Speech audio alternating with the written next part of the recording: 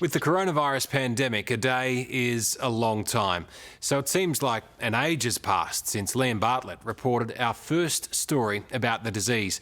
But it was actually only 7 weeks ago when he went undercover at an Asian wildlife market, the very kind which are believed to have given birth to today's deadly virus. His report from Bangkok was not only watched by millions of people around the world, it forced an extraordinary response. Thai authorities raided the market, shut it down, and took the animals they found to safety. This week, the Australian Agriculture Minister, David Littleproud, demanded further international action, calling these types of markets a risk to human health and food production.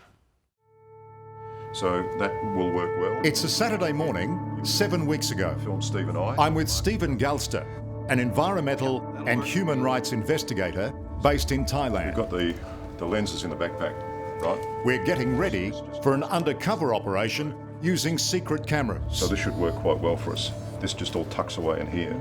Our target, an illegal wildlife market in Bangkok. Places like this, and so-called wet markets, where wild animals are sold for food, are believed to be where the coronavirus first jumped from animals to humans. So in viral terms, these things are really living petri dishes, aren't they? Yeah, there's sleeping time bombs across the region right now. We're walking into the heart of Bangkok's immense Chatuchak market. Here we go.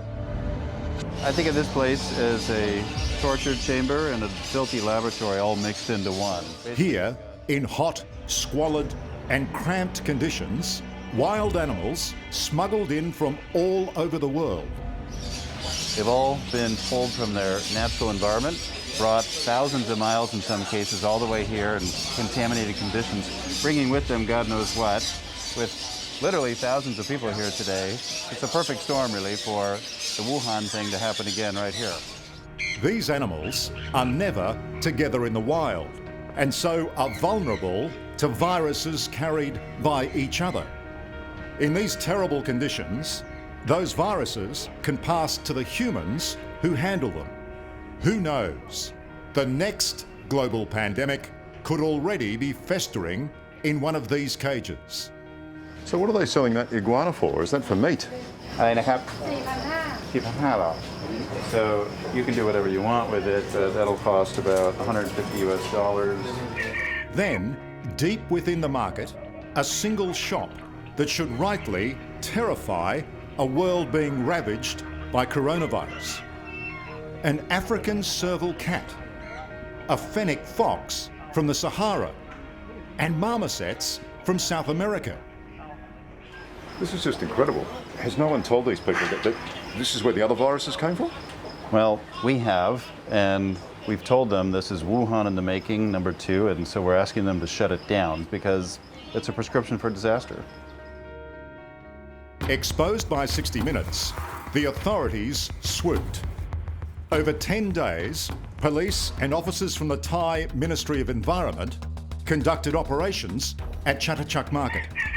First, seizing the wildlife and ensuring their safety.